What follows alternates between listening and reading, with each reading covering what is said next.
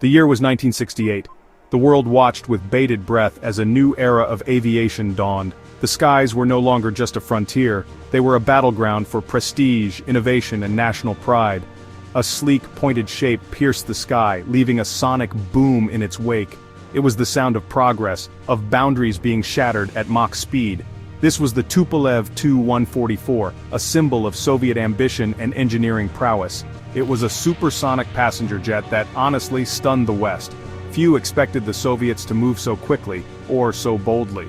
It beat its rival, the Concorde, to the skies by just a matter of months, marking a pivotal moment in the Cold War race for technological dominance. This wasn't just about speed, it was about symbolism.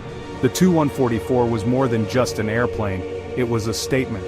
A declaration that the Soviet Union could match, or even surpass, Western innovation. It embodied the Soviet Union's determination to challenge the West on the world stage, proving its capabilities in the most advanced realms of science and technology. Every rivet, every blueprint, was a testament to that drive. This was a time when really every technological leap was imbued with political significance, and the Tu-144 was no exception. It was paraded not just as a machine, but as a national triumph. It was a tangible manifestation of Soviet aspiration, a dream of conquering the skies at speeds previously unimaginable, a dream that soared above the clouds, chasing the horizon. The world definitely took notice. From Paris to New York, the aviation community buzzed with curiosity and awe. Headlines blared about the Soviet Union's achievement. The Tu-144 was front-page news, a marvel of modern engineering. Aviation experts marveled at the Tu-144's capabilities. Its speed, its design, its audacity. It was unlike anything the world had seen.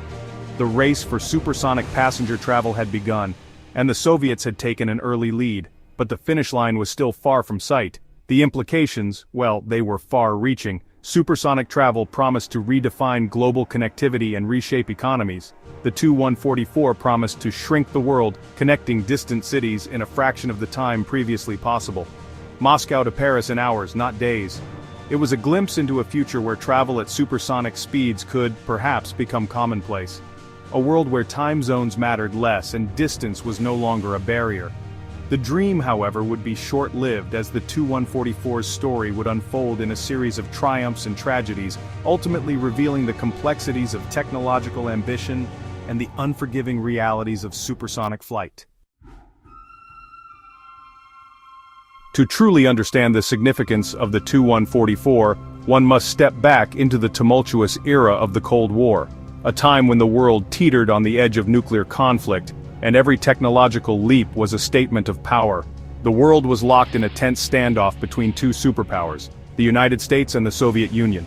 Their rivalry extended far beyond the battlefield, infiltrating every sphere of influence, from diplomacy to defense.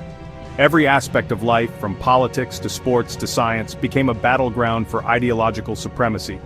Even cultural achievements were weaponized in the name of national pride. Aviation, with its potential for both military and civilian applications, was a particularly heated arena. The skies became a proving ground for innovation, speed, and dominance. The skies were not merely a space for travel, they were a canvas upon which the superpowers projected their power and prestige. Air shows became stages for political theater, where each maneuver carried symbolic weight. Both sides poured immense resources into aerospace research, constantly pushing the boundaries of what was technologically possible. Laboratories buzzed with activity, as engineers raced to outdo their counterparts across the ocean. The development of jet engines and the dawn of the jet age in the 1950s only intensified this competition. Speed, altitude, and range became the new metrics of national prestige. The Soviets, always eager to demonstrate their technological prowess, saw supersonic flight as the next frontier to conquer. It was a challenge they embraced with fervor and urgency. A supersonic passenger jet would be a powerful symbol of Soviet ingenuity, capable of outpacing anything the West could produce. It wasn't just about speed, it was about sending a message. It was a matter of national pride, a chance to showcase the capabilities of Soviet science and engineering on a global stage. The Tu-144 was to be their crown jewel. This ambition was fueled by a potent mix of national pride, ideological competition, and a deep-seated desire to surpass the West. Every successful test flight was a political victory. The Soviets were determined to prove that their socialist system was not only capable of matching but also exceeding the technological achievements of the capitalist world. The Tu-144 was their answer to the Concorde and more. The Tu-144 therefore was not just an airplane, it was a potent symbol of Soviet ambition and a tangible manifestation of their determination to win the Cold War race for technological superiority. It soared not just through the skies, but through the very heart of a global ideological struggle. The Tupolev Tu-144 was, without a doubt, a marvel of its time. Soviet engineers, under the guidance of Alexei Tupolev, crafted an aircraft that pushed the boundaries of aeronautical design.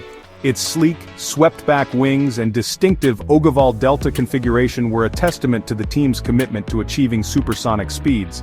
One of the most striking features of the Tu-144 was its droop nose. This innovative design element was crucial for visibility during takeoff and landing. At supersonic speeds, the aircraft's long pointed nose obstructed the pilot's view of the runway. The droop nose, which could be lowered to provide a clear line of sight, was an elegant solution to this engineering challenge. Powering this technological marvel were four massive Kuznetsov NK-144 afterburning turbofan engines. These engines, some of the most powerful of their time, provided the immense thrust required to propel the Tu-144 through the sound barrier.